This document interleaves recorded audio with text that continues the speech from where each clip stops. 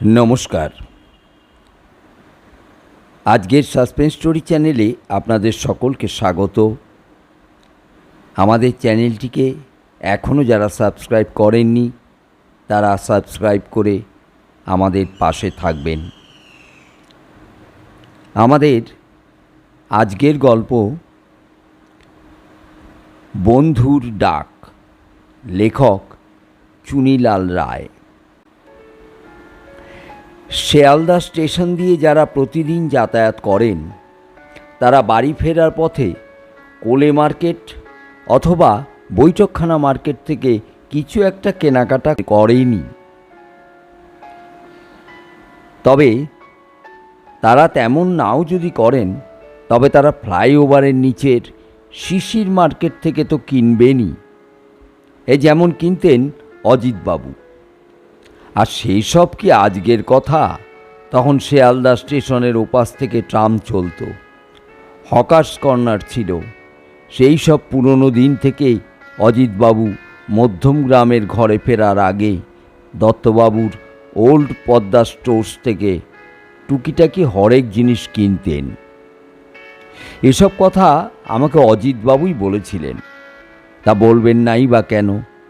আমি তখন পরীক্ষা দিয়ে সবে ওদের অফিসে যোগ দিয়েছি, থাকি ওই একই লাইনে। অবশ্য আমি ফেরার পথে নেমে পড়ি আগেই, বিশরপাড়া কোদালিয়া। আমাদের বাড়ি যে ওখানেই। অফিসে টিফিন আওয়ারের অজিতবাবু আমাকে পুরনো দিনের অনেক গল্প বলতেন। ফেরার সময় আমরা একই সঙ্গে ফিরতাম বলে উনি আমাকে দত্তবাবুর সঙ্গে আলাপ পরিচয়ও করিয়ে দিয়েছিলেন। তারপর আমি একদিন অবাক হয়ে দেখলাম আমিও কেমন করে যেন ওই দত্তবাবুর ব্যবহারে মুগ্ধ হয়ে ওর দোকানের একজন পার্মানেন্ট খদ্দের হয়ে গেলাম। তা এই রকম গল্প করতে করতে কোথা দিয়ে যে দিন মাস বছর ছুটতে ছুটতে শেষ হয়ে গেল একদিন টেরই পেলাম না। তবে টের পেলাম না এ কথা বলা হয়তো পুরোপুরি ঠিক নয়। বুঝতে পারলাম আর উপলব্ধিও করলাম একদিন। কেননা সেই একদিন বাড়ি ফেরার পথে খুব একা একা লাগলো। গতকালও অজিতবাবুর সঙ্গেই ফিরেছি, আজ তিনি নেই। গতকালই তিনি চাকরি থেকে অবসর নিয়েছেন। আমরা দুজনে অফিস থেকে বের হয়ে একই সঙ্গে হাঁটতে হাঁটতে ফিরতাম। কত কথা হতো, কত গল্প। আমাদের বয়সে কত ফারাক, তবু আমাদের কথাবার্তায় কোনো অসুবিধে হয়নি। আমরা মন প্রাণ খুলে গল্প করতাম। বলতে নেই ঠিক এই কারণেই অন্য কোনো সঙ্গী আমার হয়ে ওঠেনি। কিন্তু কদিন যেতে না যেতেই বড় ফাঁকা ফাঁকা লাগা শুরু হলো। আমি কদিন পরই বেশ বুঝতে পারলাম এতটা পথ একা একা হাঁটা আমার পক্ষে সম্ভব নয়। কেননা তখন ওই একই রাস্তা আরও বড়, আরও দীর্ঘ বলে মনে হবে। ফলে আমি এক নতুন বন্ধুর জন্যে মুখিয়ে থাকলাম। ভাগ্য ভালো বলতে হবে, এক বন্ধুও জুটে গেল। আমাদের একই অফিসের না হলেও অফিস পাড়ার তো বটেই। তবে শিয়ালদা স্টেশনে এসে আমাদের ছাড়াছাড়ি হয়ে যায়। ও যায় সাউথ স্টেশনে, যায় সুভাষগ্রাম। ও হাসতে হাসতে একদিন আমায় বলেছিল ওরা থাকে কোদালিয়া, ওই স্টেশনে নেমেই যেতে হয়। নেতাজি সুভাষ বসুর পৈতৃক ভিটা, জানকীনাথ বসুর বাড়ি রয়েছে এখনও বোসপাড়ায়। নতুন বন্ধুর কথা শুনে আমি খুব হেসেছি। বলেছি আমারও তো সেই একই রকম ব্যাপার প্রায়। আমাদের বন্ধুত্ব আর ঠেকায় কে? বিশুর সঙ্গে আমার বন্ধুত্ব এভাবে দিনকে দিন বেড়েই চলল।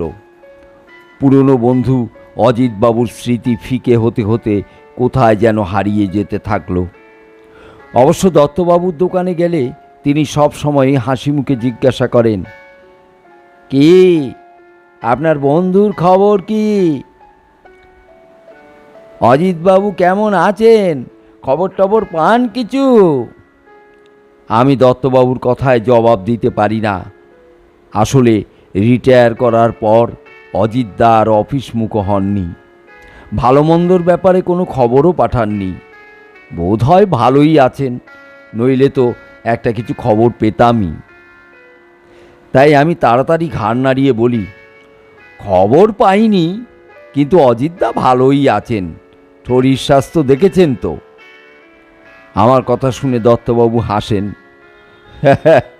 বলেন, বেশ বেশ, ভালো থাকলেই ভালো। খুব ভদ্রলোক, কত কিছু জানেন।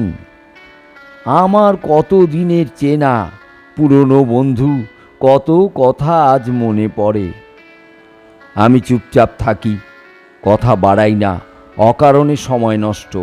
বনগা লাইনের ট্রেন একটা ছাড়লে আর দেখতে হয় না। আমি তাই হ্যাঁ হ্যাঁ করে সরে পড়ি। এরপর বেশ কিছুদিন আমি অধিক পানে আর মারাইনি। মনে মনে একটা অপরাধ বোধও জন্মায়। অজিতবাবু যে বেঁচে আছেন সেটা বুঝতে পারি। উনি মারা গেলে পেনশন সেল থেকে সে খবরটা এতদিনে সবাই জেনে ফেলত। ওই অলক্ষণে কথা থাক, হাজার হোক ওর বয়স হয়েছে, শরীর স্বাস্থ্য এখন কেমন আছে সেই খবরটা অন্তত আমার নেওয়া উচিত ছিল। আসলে কাজ ফুরালে আমরা নিজেদের নিয়ে এত ব্যস্ত হয়ে পড়ি যে তার বাইরে আর কোনো কথা মনে করতেই ইচ্ছে হয় না। অজিতদা অবশ্য ছিলেন ঝাড়া হাত পার লোক। মেয়ের বিয়ে দিয়েছেন, ওরা বাইরে থাকে। এক ছেলে তখন বিদেশে ছিল। গিন্নি মারা গিয়েছেন রিটায়ারের আগেই। ভেবেছি হেন অজিতদা এখন কোথায় আছেন, কোথায় থাকতে পারেন। ওর বাড়িতে খোঁজ করতে গিয়ে কি শেষে বোকা বনব? কিন্তু না, আর নয়, অনেক হয়েছে। এই রবির পরের রবিবারেই যাব মধ্যমগ্রামে, অজিতদার খোঁজ নিয়ে আসব। আমি মনে মনে এমন কথা ভাবলাম, আর সেই সঙ্গে ভাবলাম দত্তবাবুর ওদিকেও অনেক দিন যাই না, ওকেও বলে আসব।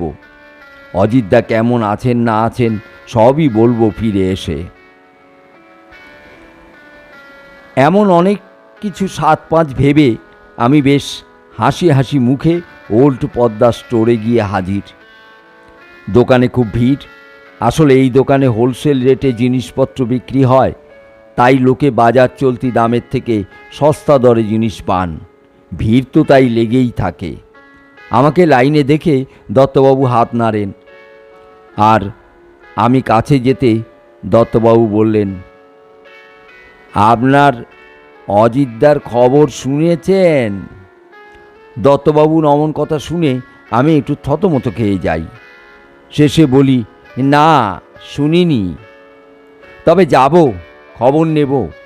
কেন, আপনি কি কিছু খবর পেয়েছেন? দত্তবাবু বললেন, আপনাকে আর যেতে হবে না। আমার চেনা ওখানে থাকেন। আজ সকালেই বলে গেলেন অজিতবাবু কাল রাতে মারা গেছেন। দত্তবাবুর কথা শুনে আমি চুপ হয়ে যাই, মাথা নিচু করে থাকি। তারপর ওখান থেকে ধীরে ধীরে সরে পড়ি। বলতে নেই, সেদিন দত্তবাবুর কথা শুনে দুঃখে লজ্জায় আমার যেন মাথা কাটা গেল। সেই প্রথম দিন অফিসে জয়েন করার থেকেই আমায় কীরকম স্নেহ করতেন, ভালোবাসতেন, সব মনে পড়ল। আর সেই আমি কিনা ওনার কোনো খোঁজ খবরই নিলাম না। হয়তো সেই জন্যেই তার শেষ খবরটাও এমন ঘুরপথে আমার কাছে এসে পৌঁছালো। আমি ঠিক করলাম অনেক হয়েছে, আর নয়, এবার আমি দত্তবাবুকেও এড়িয়ে চলব। আমার যে কথা সেই কাজ। আমি বিশুকেও বললাম, ওদিকে বড্ড ভিড় হচ্ছে আজকাল, হাঁটা যায় না, আমি সাবওয়ে দিয়েই চলে যাব এবার থেকে। কিন্তু সেদিন বিশু কোনো কথা বললে না। তারপর অনেক দিন তার মুখে কোনো উচ্চবাচ্য নেই। এইভাবে দিন গড়িয়ে যায়, মাস যায়, বছরও ঘোড়ার মুখে। এমন সময় হঠাৎ করে বিশু একদিন বলে বসল, আজ যে তোমায় আমার সঙ্গে দত্তবাবুদের ওখানে যেতে হবে, আমার কিছু কেনাকাটা আছে। আমি বিশুর কথা শুনে চমকে উঠলাম। আমার খুব অস্বস্তি হলো। বিশুর মুখের দিকে তাকালাম, কিন্তু ও এমনভাবে আমার দিকে তাকিয়ে আছে যে আমি আর না বলতে পারলাম না। শেষে বাধ্য হয়েই বললাম, চলো। দত্তবাবুর ওখানে যেতেই তিনি আমাদের দেখে বেশ হই হই শুরু করে দিলেন। তাছাড়া দোকানে তখন ভিড়ও বেশি ছিল না। দত্তবাবু হাসি মুখে বললেন, আরে আসুন আসুন আসুন, অনেক দিন পরে যে, কি খবর? বন্ধুর ডাক টাক পেলেন নাকি? আমি দত্তবাবুর কথা বুঝতেই পারি না, একটু বোকা হয়ে যাই, কোনো জবাব দিতে পারি না। দত্তবাবু গম্ভীর মুখে বললেন, আরে বুঝলেন না, বন্ধুর ডাক। অজিতবাবু বেশ কদিন ধরেই আমাকে ডাকছেন, মাঝে মধ্যে দেখাও করছেন।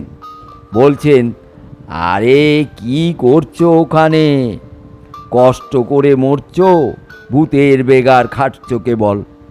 দেখো তো আমি এখানে কেমন আরামে আছি, কোনো কাজ কাম নেই, খাওয়া আর শোয়া। গায়ে হাত পায়ে যেন খিল ধরেছে। বেড়াবো কার সঙ্গে? বন্ধু টন্ধু নেই। তা চলে এসো না, পারলে রায়কেও এনো। ভালো কথা। ও ও কি করছে এখন? দত্তবাবুর অমন কথা শুনে আমার বুক কাঁপা শুরু হয়ে গেল। অজিতবাবু দত্তবাবুকে ডাকছেন, ডাকুন, ওর বয়স তো কম হয়নি। কিন্তু আমি কেন যাব? আমাকে কেন উনি ডাকছেন? আমার কেন খোঁজ খবর করছেন? কিন্তু আমি যে ভয় পেয়েছি তা প্রকাশ করব কেন? আমি তাই মুখে হাসি এনে বললাম, অজিতবাবু আপনার বন্ধু লোক, সমবয়সী, আপনাকে ডাকছেন, ডাকতেই পারেন। আপনারও তো ঝাড়া হাত পা, আপনি বন্ধুর ডাকে সাড়া দিতেই পারেন। কিন্তু আমি কেন? অজিতবাবুর সঙ্গে আপনার দেখা হলে, কথা হলে বলবেন আমি যাব।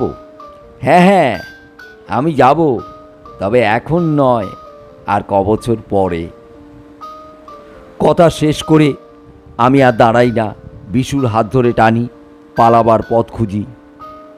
কিন্তু মানুষের মন, কোনো এক অজানা আকর্ষণে পরের সপ্তাহেই আমি আবার দত্তবাবুর দোকানের দিকে চললাম। অজিতবাবু কি আর ওর সঙ্গে দেখা করতে এসেছিলেন? অজিতবাবু ওকে আবারও কি ডাক দিলেন? সেদিন দত্তবাবুর দোকানে গিয়ে আমি অবাক। দত্তবাবু নেই, ওর ছেলেকে দেখলাম। পিতৃবিয়োগের চিহ্ন তার পোশাকে, কথাবার্তায়। আমি খুব নিচু গলায় জানতে চাইলাম, কি হলো দত্তবাবুর? ওর ছেলে কাঁদতে কাঁদতে বলল, অজিতবাবু, বাবার এক বন্ধু, বাবা কদিন ধরেই বলছিলেন বন্ধু আমায় ডাকছে রে, ওর বড় কষ্ট ওখানে, একা একা আমাকে যেতেই হবে। আমি যাব, আমায় বাধা দিস না বাবা। আমি আর কোনো কথা বলতে পারি না। বন্ধুর ডাক এলে আমি কি করে ফেরাবো? গল্পটা এখানেই শেষ। গল্পটা কেমন লাগলো অবশ্যই আমাদের কমেন্টে জানাবেন। আমাদের ভিডিওগুলো যদি ভালো লেগে থাকে তাহলে অবশ্যই আমাদের চ্যানেলটিকে লাইক ও শেয়ার করতে ভুলবেন না। ধন্যবাদ।